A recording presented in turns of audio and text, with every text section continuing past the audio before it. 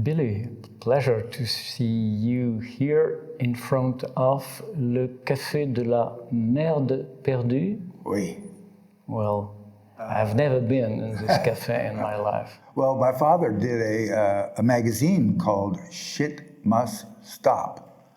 And it was his 1968, and he did this portfolio thing of six editions, and he asked artists to contribute, and it was called Shit Must Stop. So I think this probably refers to that as well. And what was the purpose of this Shit magazine? It was in reaction to in New York to a very academic environment in the art world. It was in 1968. And it was a reaction to the New York didacticism of the art world. And so he wanted to open it up to many different artists to contribute to this portfolio, which he opened up, and then he did facsimile reproductions of their works that they submitted to be in. And it was really all inclusive. There were I think 78 artists, and Marcel Duchamp did a catalog cover, and it was a record cover, a record that was stuck on the cover that you could play on a record player, and it was recordings of him reciting the roto-relief poems into a microphone at a carnival. We cannot have an interview about Bill without, of course, talking a little bit of Marcel Duchamp. Yes. Duchamp called your father to ask him if he would be available to see, étant donné. Right. So he visited the studio, and Duchamp decided to sell it to your father. My father had a foundation which gave grants to young artists. The foundation paid for the transport and installation to the Philadelphia Museum of Art, and Bill was in charge of that. Yes, which is a huge responsibility, which is quite a confidence between the two men. They were very good friends. And you say to me that you feel as a strong influence of Duchamp in your father's work. Could you explain it? Well, I think it's not so much the visual, it's the attitude behind the visual, the idea of poetry, of making things, putting things together, certainly always trying new things. Experimenting. And I think the main thing about Marcel, I think, that influenced Bill was not to worry, and not to be too concerned about business or success. It was to work and to pursue your own inner psyche. But you know what I consider as absolutely gorgeous in what he did? He is definitely the bridge between many, many things. Yeah. From surrealism to pop, and from pop to graffitis. It's absolutely spectacular. What he did was he had his dining room, which was about the size of this room. He brought in 6 or 7 young kids who he had met through this woman whose name I can't think of right now, who was in New York, and she was German, and she was very connected with Blinky Palermo and Casper Koenig, and he had these kids make graffiti on the walls of his dining room. As soon as he knew about graffiti, which this would have been in the mid-70s. So it means that when you look back, well, let's say, the first connection with surrealists was in which year? Before the war? It was probably 1945. Yeah, right, yeah. I would think. When they were still in New York, before they went back to France, for yes. many of them, yes. He met Man Ray in Los Angeles. My father had a gallery in 1948, and he came home from the war in 1944. He was in the Middle East. He was in Italy, and he was an infantryman. And he, went around shooting people. He said he never shot anybody, but. And then he came back from the war. He also wrote. He was a newspaperman, and then when he got back to California after the war, he met this man named John Ployart, who was an animator at Walt Disney Studios. Sure.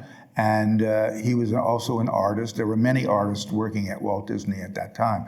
And he was exposed to Surrealism through this man, John Ployart. And he then went to meet Man Ray. So they met Man Ray. Man Ray introduced them to Marcel. Man Ray had written Marcel telling him about my father, and that my father and John had gone to New York, and that Marcel had arranged to meet them. They told him what he wanted to do with the gallery, and Marcel said, well, maybe you should show Yves Tanguy and René Magritte and on this and that. And so that was the first introduction to Marcel. Surrealism helped him define who he was. I went to my high school prom without any shoes. He had this behaviors, and Surrealism explained his behaviors to him, and that's why he fell in love with it. And it gave him the freedom to explore the eros, and to explore the images that he had in his head. And I don't think he was a surrealist per se, but he had the surrealist sensibility, and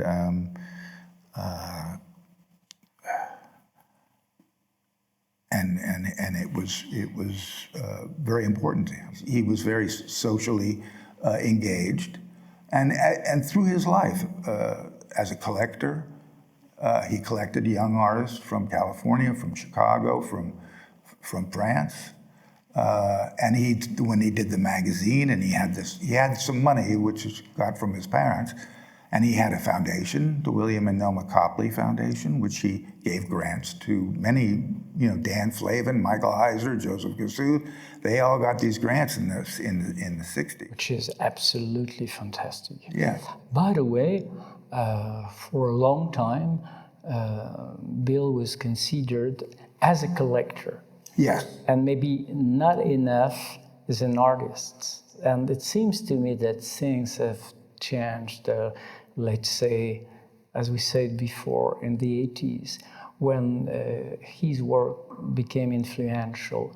I remember the show at the Centre Pompidou, which has been organized by Pontus Hulten, probably by the turn of the 80s. There was quite a lot of young people, who discovered his works. And some people said, but it's the same with also the collector. It's maybe linked also with the signature and with the fact that Copley became CPLY, and I don't know. By the way, would you explain me why he transformed his name in this CPLY? Why CPLY? I think that was part of his growing commitment to being an artist. He wanted to have a signature. So he could have been Copley, but he had the gallery, and he had his parents and his father's newspaper thing. And I don't think he was sure where that all was going and how that was going to play out. So he decided to become CPLY, and he did that in 1947. Which is also quite modern. Yes. To become ideogrammatic. Yes. It's something incredible. Another artist we talked together, who is for me a key to get inside what he did, is of course Picabia. Yeah. And I'm not also thinking about the series which he did after Picabia, but on different level. For me, Picabia is maybe the artist from the very past who is the link with. I think you're right. Bill. I do think you're right about that. And he did that tribute to Picabia with that series from the 80s, some of which are at Friederberger Museum in Baden-Baden. And yeah, no, he really worked on those. They were quite wonderful paintings, and they're all based on that one painting, La Nuit Espagnole. I don't know, I think that's the title of it. But La Nuit Espagnole. Yeah. So there are 3 paintings from Picabia, from the same spirit. One of them is at Centre Pompidou, Le Dresseur d'Animaux, which is another one from the same series in 2 parts, with something which looks a little bit like a decor. Right. Yes, and the series he made is absolutely wonderful. It's a tribute. It's quite a lot of things in terms of painting, in terms of spirit, and in terms of appropriation. And something for me, which is extremely important in Bill's work, is the idea of appropriation. Yeah. Which you feel in different series. But it's like a longing. It's more than just an appropriation, it's a longing. I mean, he did take inspiration from things like a famous old American catalog called Sears and Roebuck. And you buy things like ironing boards, and it was, I guess, before televisions, it was, clothing and anything you wanted. You had this giant catalog, and you would go buy these things. So a lot of his images of objects and things came from that catalog, and a lot of his images come from other places. Yeah. Do you think also that he was using, as you said, magazines, but let's say posters or many other things? Absolutely. Yes. Yeah. Which is similar to the spirit of Picabia. It's an idea for me to include some vernacular dimension inside the painting itself. Yes. Do you agree with that? I do agree with that. And it's also the possibility to simplify and to reduce, the figure, and to build, let's say, something which is not so far from the spirit of comics. Right. Which makes the link with pop. Yes, absolutely right. Yeah, he was George Harriman, who was the Crazy Cat, who wrote Crazy Cat, of course, was a big influence on him. And I think he did paint a few paintings that were constructed as comic strips. And it's built also as a collage, and for example, in such a large painting as this one in front of us, it seems to be a mixture between some Matisse from Baltimore, which I guess he loved, but also some early Wesselman. And anyway, it's definitely something which is like a statement about the history of painting itself, isn't it? I agree. Yeah, I think when he moved to New York, it was very much Frank Stella, Kenneth Nolan, all those things. And he did kind of appropriate the stripes, in a lot of these pictures and some of his other work. And the shaped canvas, too. The shaped canvas.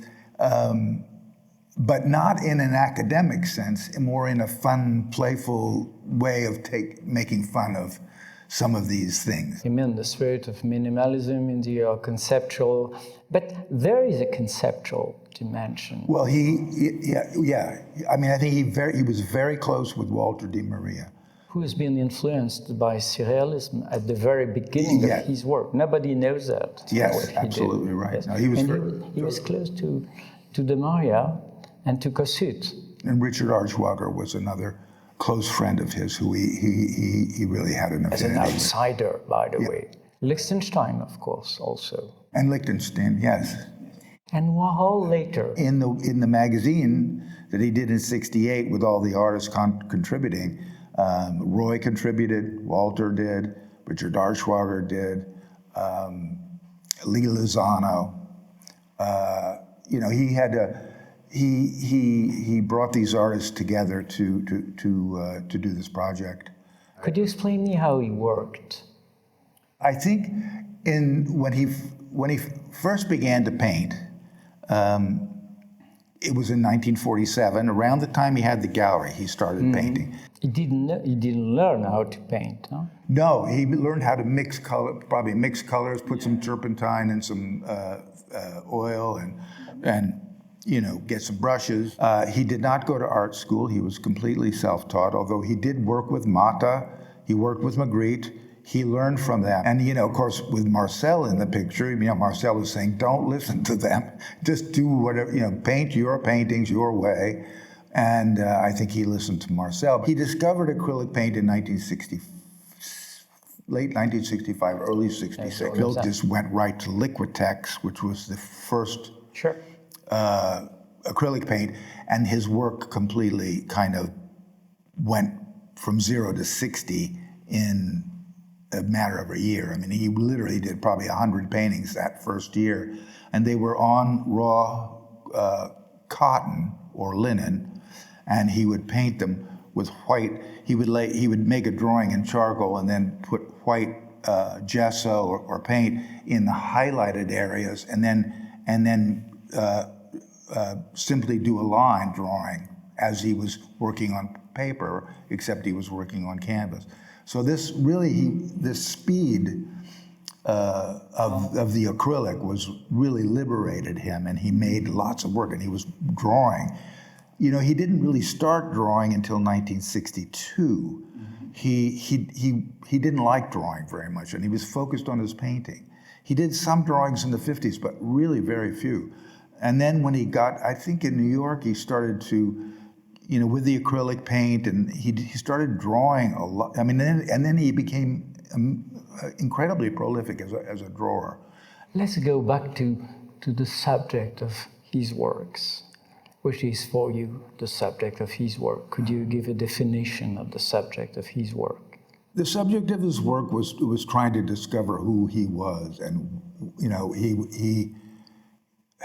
it was a way to get around psychoanalysis in a way, because it was like he had these obsessions with the men were always very Victorian, the men are clothed, the women are naked. It was an attitude towards women that he never could fully shake. But he always tried to do it. He tried to, and I has to do with his mother probably, because he was adopted. He never knew who his mother was. She either was a prostitute, or she died a saintly death from the influenza of 1918, 1920. She died probably in around 1919. He was born in 1919 in January. And she was dead by the end of the year, so it must have been the flu or else something else. So this was something that was always in his head about, yes, who was my mother, and why was, and then he was adopted by this very wealthy family. Lovely people, yeah. And the father was a real tycoon, He was responsible for putting electricity in Midwestern United States where nobody had electricity. This was in the 1880s.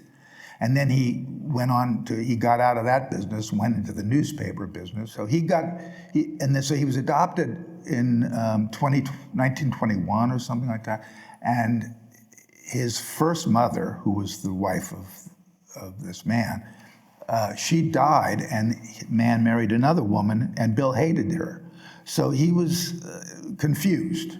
So you think that definitely the subject of the work is to go back inside, his personal history? I do. I really do. But, the sexual component, he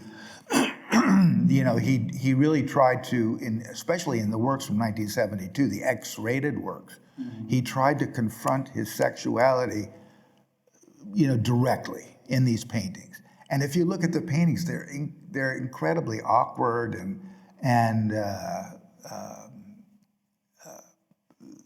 ham-fisted in a way, but they're so strong and they're so passionate. In his life, he was married 6 times, and he never really had a happy relationship. It was like always moving from one to the other, and he would fall in love, and then he would be disappointed, fall in love, get disappointed. it was all about that. But of course, it's also quite connected to the spirit of some surrealists, where Eros is Yes. and Thanatos are both, the subject of the works. And there's something which you feel when you look at the work, the colors, and there is something quite despair. Yes. But when you look at the works, there is always like some kind of a drama, or something which can happen. You talk about the cops, and anyway. Yes, the cops are always the person who's going to punish you for something. There's always the man and the woman, like in this picture here, and then there's the policeman. But the one thing that we didn't talk about was the humor. I think the darkness was there, but the humor was what lifted them up. And also kept them working. My father would laugh, and he never took himself too seriously. And he said, "I just finished a picture. I really feel good." The definition of humor, la politesse du désespoir. The politeness of despair. The politeness of despair. Yeah. I think it's a good definition. Definition. It's something else which for me is quite important. How he moved from, let's say, pop to, let's say, to the 80s. And what he did is probably the most intense activity in terms of painting. He did. These paintings are all from 83, 84, and there are a lot more in that group. In the terms of the car paintings in this particular exhibition, he's revisiting a theme that he had begun in 1957. So he was sort of still painting these Americana, working from these iconic American poems that are not by very important poets. They're Western poets who are very kind of, they're kind of dumb, but they're sort of funny. Yeah. But was he connected with some poets from Beat generation or whatever? I mean, Gregory Corso or Burroughs or this generation? Well, Falstrom was a wonderful influence on him. And he liked artists who invented new things. And that's what he was always trying to do himself, was invent, using the same kind of material, the same iconography and stuff, but doing it in a different way and making stuff that, was different. But it's definitely time to reconsider, of course, the history of, it's always time to reconsider the history of time, of art. But when you talk about, some artists, as we told it, Falström or Dorothy Annone, let's say that these people who were considered as outsiders are definitely the one who are now the leaders of some kind of freedom. And let's say that freedom makes sense also. Absolutely. Freedom. Absolutely.